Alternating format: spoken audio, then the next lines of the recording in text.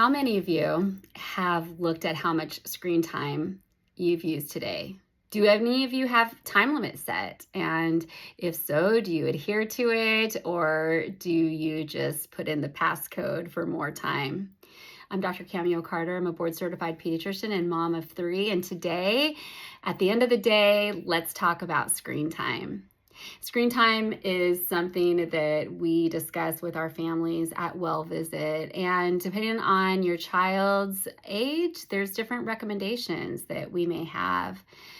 But oftentimes the questions that come are dealing with how to do less, being somewhat ashamed, feeling like, oh man, my kid spends too much screen time, or my child doesn't spend any screen time and they're never going to spend any. And there's a huge variance of what people are doing.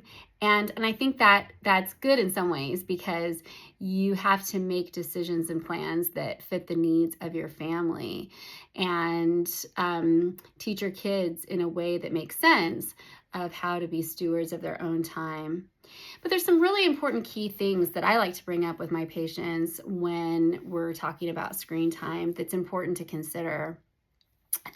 Definitely age group and development is an important thing to consider because kids have different needs at different times. And also making sure that we're looking at screens not as the villain. It's not the screens themselves that are necessarily the problem. I mean, sure, there's things that can be done with screens that can be concerning. It can be dangerous for kids. It deprives them of lots of other good opportunities if that's all the time that they're doing. But there's also great things that screens can be used for. And so making sure that we're not villainizing or demonizing screens when we have these discussions, I think is really important. So some of the easiest way to kind of go about it and break it down is by looking at screens developmentally at different age groups and how we can approach it. So for infants and toddlers, 0 to 2, let's say, the American Academy of Pediatrics recommends that no screens be used.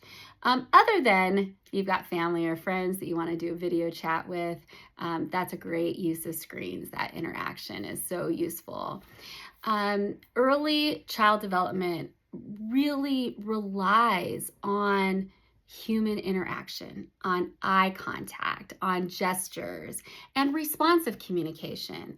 I say something, then you say something, and then I say something back. It's this dance, it's this interplay.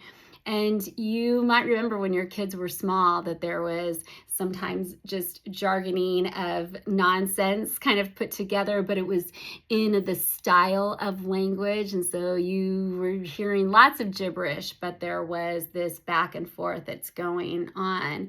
And this is such an important foundational principle for children. And even if you're just watching things that might be teaching about language, you're not getting that interplay, that exchange. Also, that's so important to do just in relationship building. So having these discussions with your kids, even when they're not speaking your language yet, is this great foundational relational tool that as words come in, can be really, really helpful.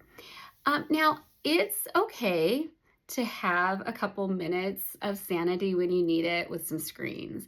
And so an example I give is that when I started having babies, it was in the introduction of baby Einstein. Now, this was very early on. We thought like, okay, here are really great kind of low intensity things that we can be presenting our children to. Now, of course, this is now not part of our recommendations that we set babies in front of these things to watch.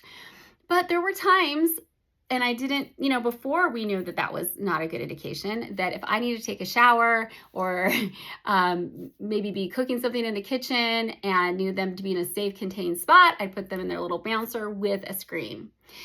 And I certainly didn't do that all the time. I loved interacting with my babies, and when I could, would definitely do that.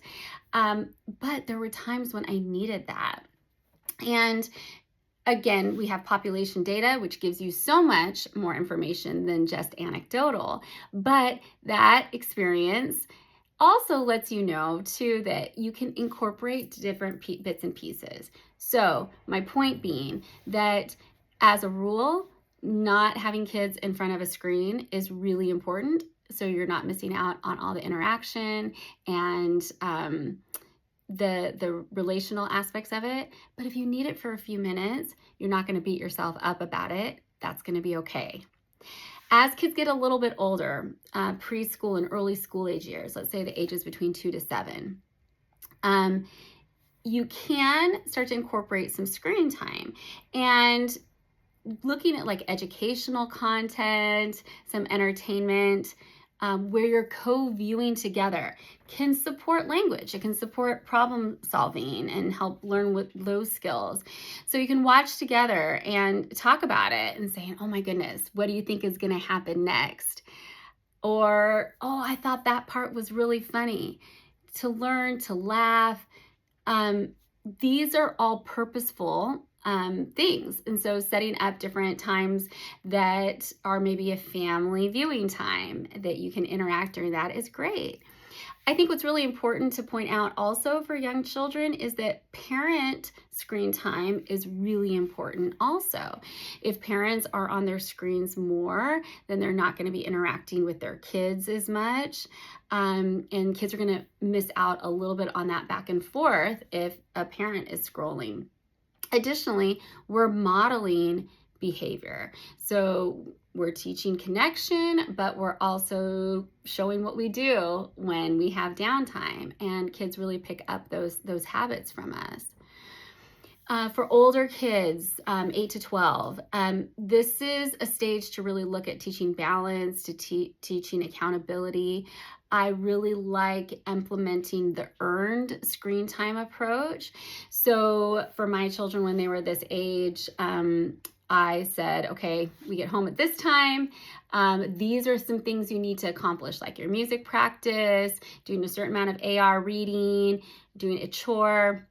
And if you get these things done by a certain time, then you can have some screen time.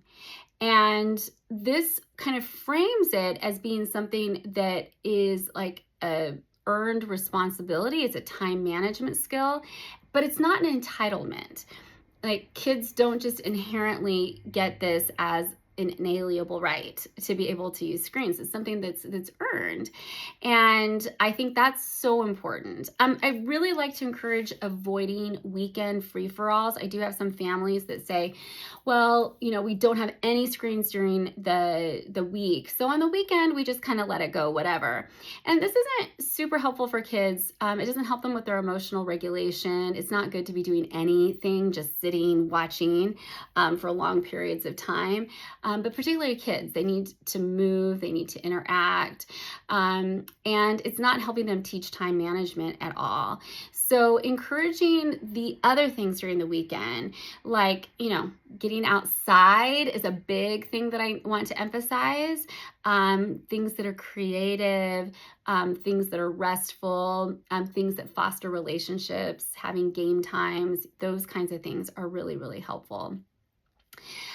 For teens, we're looking at more the shift being to self-regulation, digital literacy.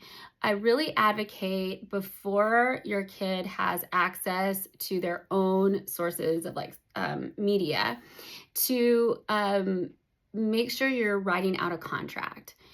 There's a lot of examples of contracts that you can find online, but it's good to make sure that the people who are raising a child have a meeting and say, okay, when our child is leaving home and going off to college, what kind of relationship do we want our kid to have with their phones? What kind of relationship do we want them to have with social media? What kind of relationship do we want them to have with screen time? And setting up a kind of roadmap for how are we going to start off with a big wheel and move our way into a road bike. We're not just going to not have any kind of screen time and then all of a sudden just, set our kids loose. We're going to have different stages that they learn and that they demonstrate responsibility. And I think writing out a contract and saying, here is our expectation, and there's going to be mistakes, and here's what's going to happen when there's a mistake, and we expect it. There's consequences for things, and here are ways that you can earn back responsibility. I think that makes it a lot easier on parents in the long run also. I'm a little bit of a softie by nature, and if I hadn't had contracts like this, I think it would have been much easier for me to not follow through with consequences. And I have really great kids. I feel very lucky. There weren't too big dramatic things that we had to go through, but there were some mistakes, which is expected. And being able to have a planned out, okay, if this happens, then this is what the consequence is going to be, was really, really useful. I think part of that can be saying, before you download an app, we need to discuss it. We want to make sure we understand what apps are being downloaded, how you're going to use them. How do you feel? What kind of safety is there with these? And I think there could be a whole other discussion about safety on the internet for sure. But making sure that part of this whole teenager experience is going to be self-regulation and digital literacy, really working with them on that. And also with screen time, understanding more and more papers and reading and research is going to be done by kids as they age on screen. So giving their eyes a break from that is important. Making sure that we have tech-free spaces. We want to have times that we can have for genuine social time, for reflection, for reading. Have it be places. At the dinner table, for example, we're not going to have screens or no phones at the table. Rules like that can be useful. And again, what is going to be your screen-free time of the day, and what are you going to do during that? And as I said before, our kids, our teenagers, our young adults are still watching us, and we want to make sure we're modeling the behaviors that we hope to see in them. There are some real positives with screens. There are video games that help with coordination, it helps with problem solving, creativity, teamwork. Digital media is great with kids who are very creative and wanting to do artwork and music and coding. There's lots of educational content that's out there too. Being able to have video calls and connect with friends is great. And for long-term, long distance relationships, for family members who might be out of state or something, it's really good. One of my kids is in college, and one of his all three of my kids are in college, but one of mine in particular goes to an amazing liberal arts college in Vermont that is so well known for their game design school, as well as their cybersecurity. So there's all these great majors that kids can do now. And so he's studying to be a game designer, and he's so creative and so great at problem solving. And there were parts of his upbringing and time that he spent playing video games and working on different strategies and problems that helped him not only find his love for that, but helped him as he was developing this goal of being able to do this for a living. So there are so many things that can be very positive about screens. again, there's a lot of dangers and things that we need to talk about, and I'll do another podcast about safety online and focusing on that. But I think that, again, if we're looking more at screens and how we use them and how we use them responsibly, and how we make sure that we're doing other things too, that it's not monopolizing our downtime, that really is the key.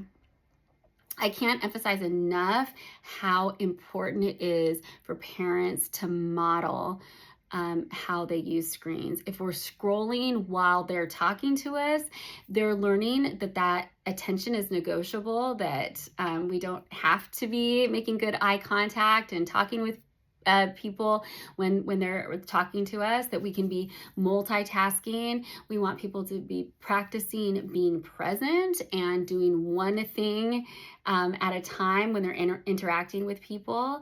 It's so important from the get-go to make sure that screens are kept out of the bedroom as much as possible. Computers, TVs, gaming devices, using them in common spaces is so important.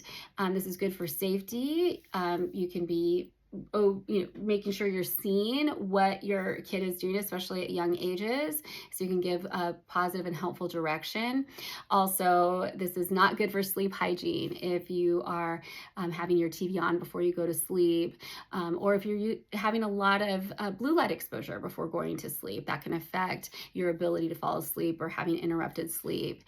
And again, that accountability that is shared when you're in a common space and you can be aware of how much time people are on screens and things like that is really helpful. Establish screen-free zones, screen-free times, and kids can learn the balance of it and not just the rules, but also from a little bit of absorbing from seeing what we do as well. Screens can be good. They can help connect us. They can help educate us. They can inspire us, but they can also really distract us from the world that is right in front of us. So our job isn't to eliminate it, but it's instead to help teach our kids how to live with it and to be good stewards of their time, to balance the joy and fun of the digital world with the joy and the living experience of the real one.